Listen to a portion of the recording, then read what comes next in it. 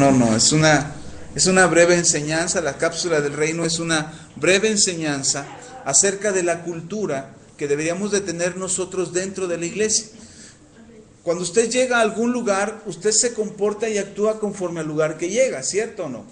Si usted llega al centro de salud, a una clínica de salud, usted llega y se pone ahí a esperar en la sala de espera y pone cara de enfermo para que cuando pase con el médico le crea que sí está enfermo, y entonces usted se comporta como al lugar que llega. Si usted llega a una fiesta, se comporta de acuerdo al lugar. Si es una fiesta infantil, usted disfruta con los niños. Si llega a un sepelio o un velorio, no llega a contar chistes. Bueno, sí hay quien los hace, pero usted procura guardar la cordura y la compostura del lugar al que llega.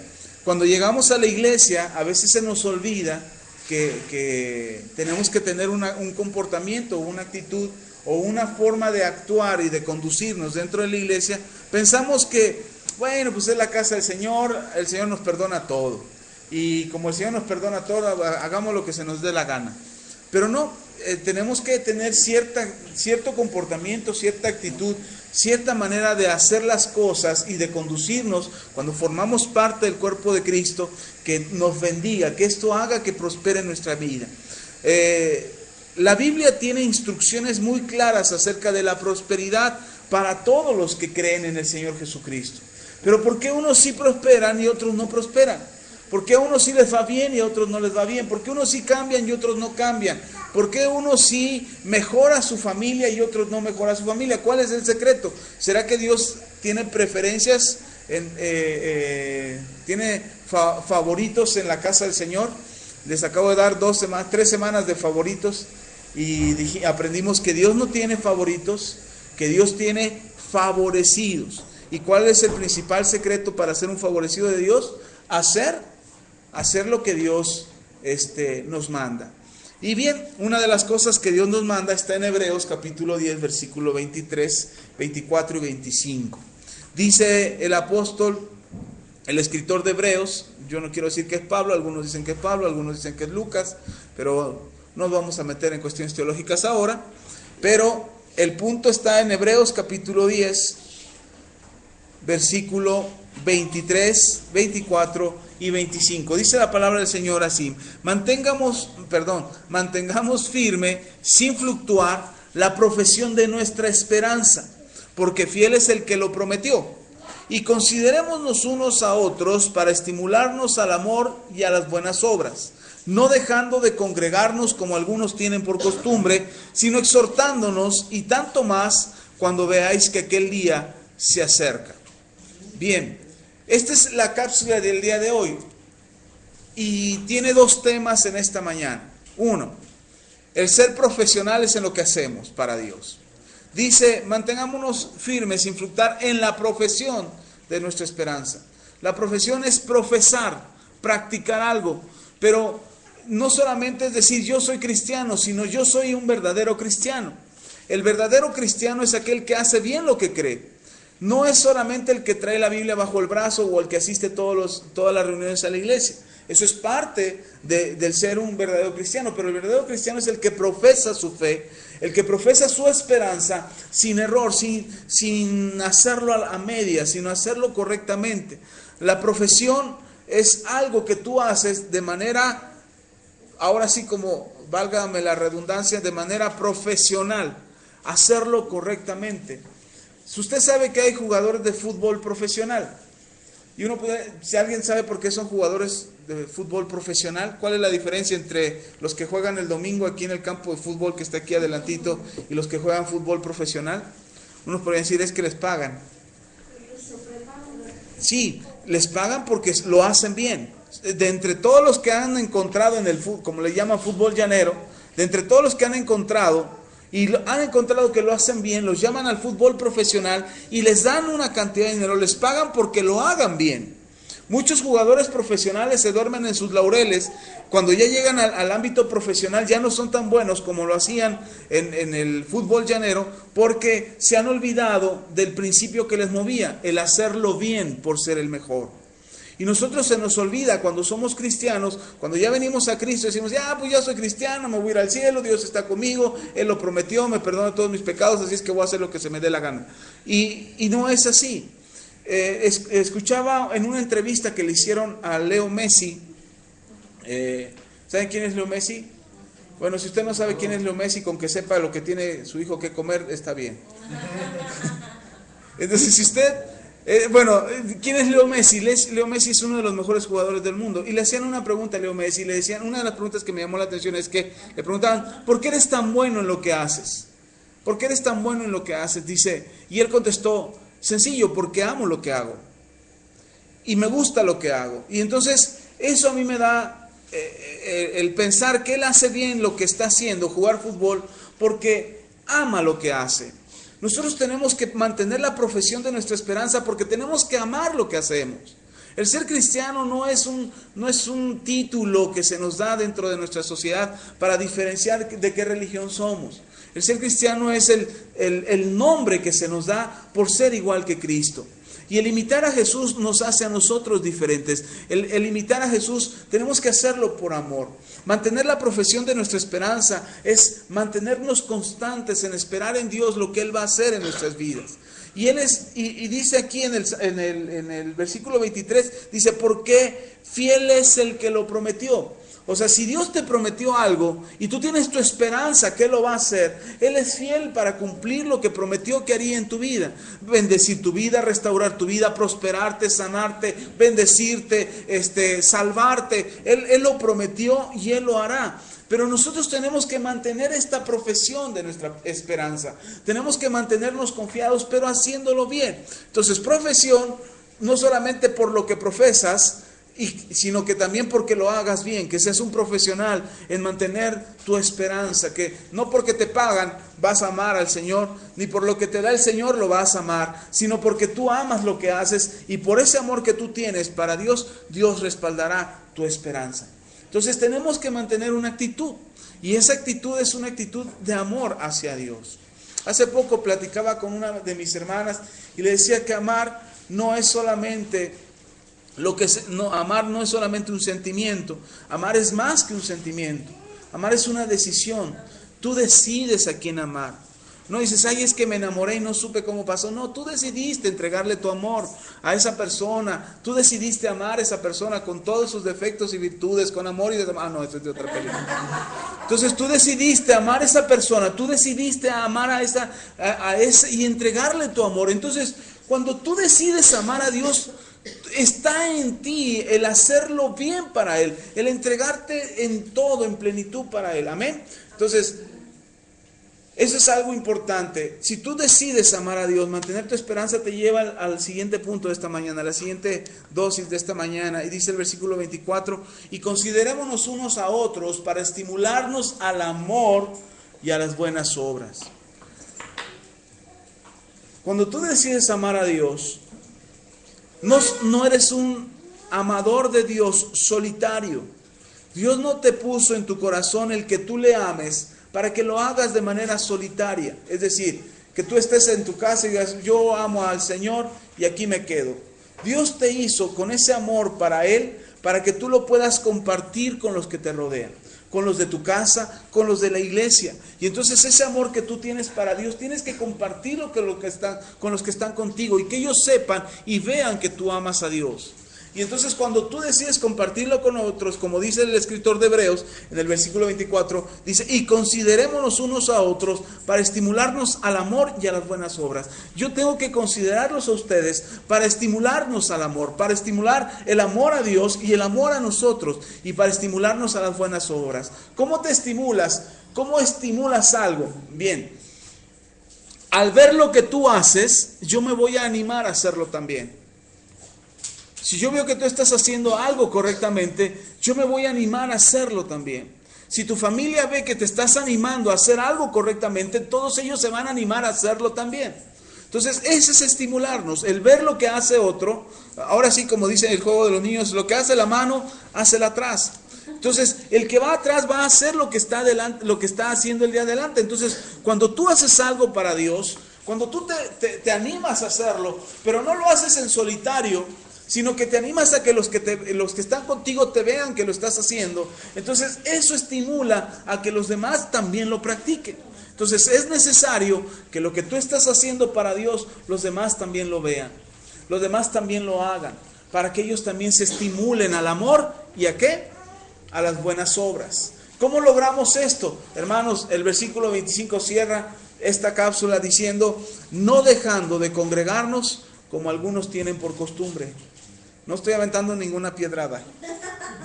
Va a decir, ay, me lo está diciendo a mí, por eso lo preparó para mí hoy porque vine. Ay, sí.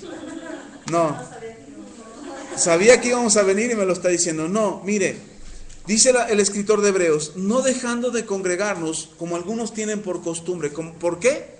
¿Lo tienen por qué? Por costumbre.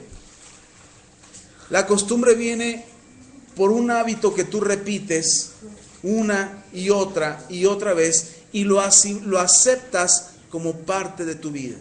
Es decir, te acostumbras a él. Es como la piedrita en el zapato que andas corriendo o caminando con ello y no puedes parar, llevas prisa y no puedes parar y te va lastimando y te acostumbras la mueves en el zapato hasta ponerla entre los dedos y ahí la llevas, ¿sí o no? Hasta la agarran ahí con el pie. Ahora que viajé igual en la semana, me cambié el calzado para manejar mejor, pero me puse unas botas, manejo mejor con las botas y me puse las botas y me las apreté de más. Después de la primera media hora empecé a sentir la molestia. Después de una hora ya la molestia era constante. A la hora y media ya no aguantaba la bota. Me estaba molestando el tobillo. Y entonces, como 15 minutos después que me paro y ya el pie ya me dolía, me tuve que zafar la bota y me tuve que quitar la bota y por 15 minutos me estuve dando masaje y moviendo el pie para poder recuperar la tranquilidad de mi pie y me estuve dando masaje para quitarme la molestia y ya cuando me puse la bota me la puse más flojita. Fue una gran diferencia. Y cuando yo iba llegando a la casa dije, ay, mi pie viene bien relajado, qué bueno. Y entonces Dios me dio una lección bien grande.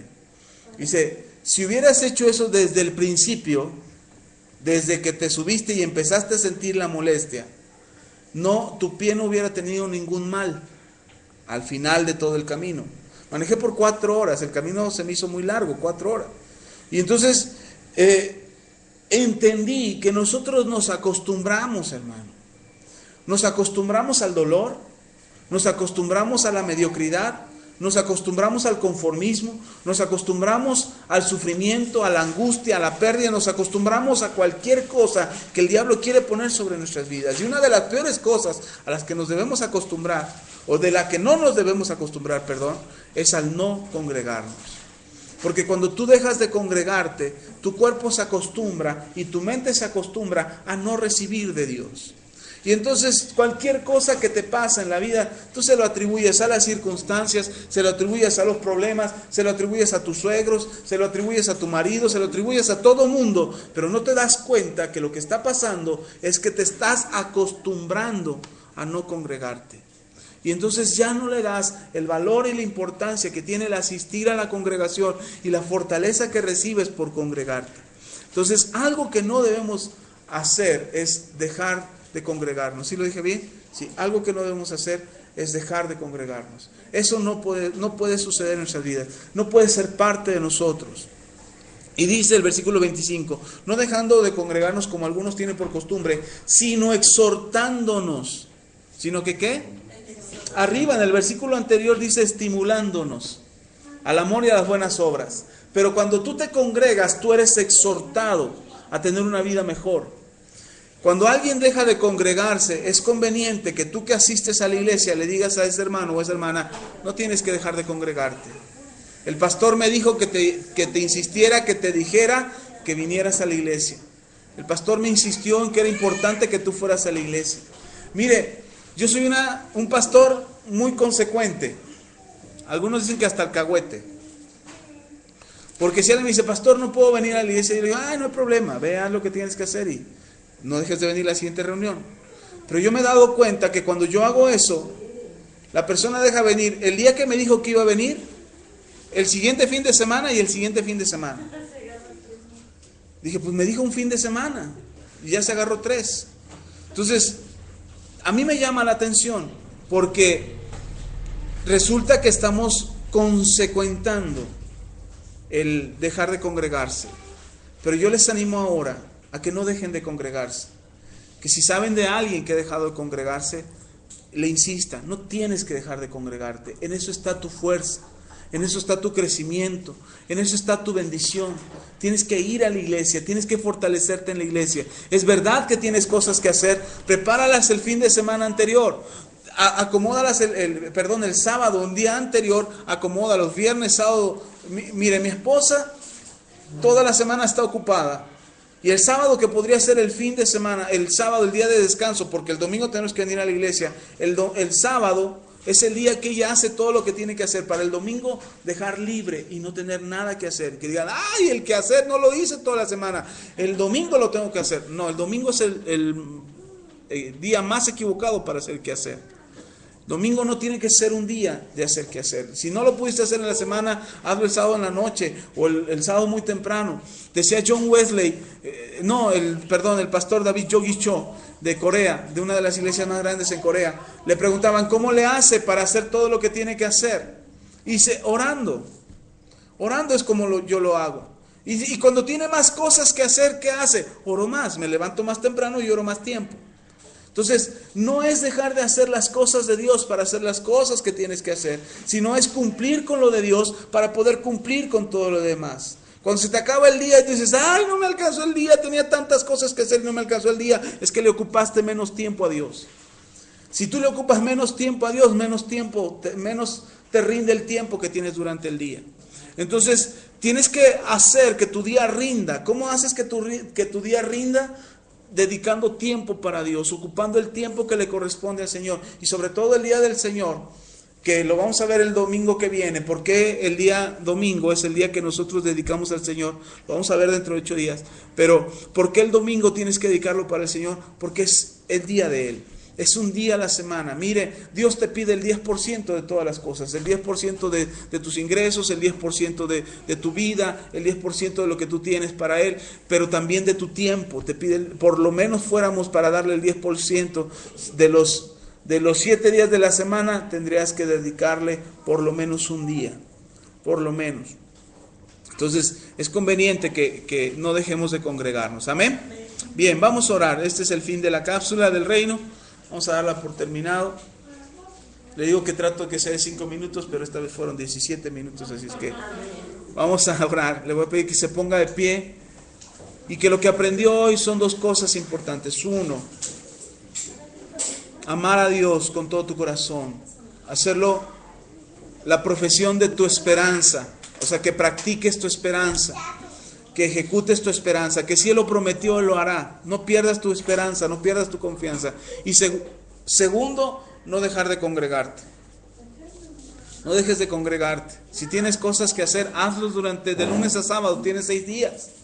Hazlo de lunes a sábado. Y el día domingo, ven a la iglesia. Amén. Vamos a orar. Padre, te damos toda la gloria, toda la honra y toda la alabanza. Agradecemos tu fidelidad, Señor. Agradecemos tu bondad, agradecemos lo que tú haces por nosotros. Agradecemos, Señor, que tú estés obrando en nuestras vidas.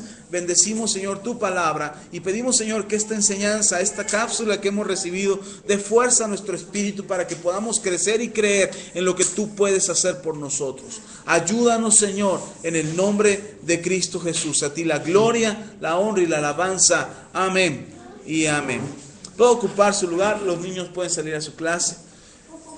Para los que hoy nos pudieron escuchar en la radio, en la cápsula del reino, las 2 anteriores, que son de las 2 semanas anteriores, no están en la radio, no lo subimos a la radio, solamente esta la subimos a la radio. Así es que las cápsulas anteriores no las va a encontrar en la radio. Dios les bendiga. Síganos con el mensaje que viene.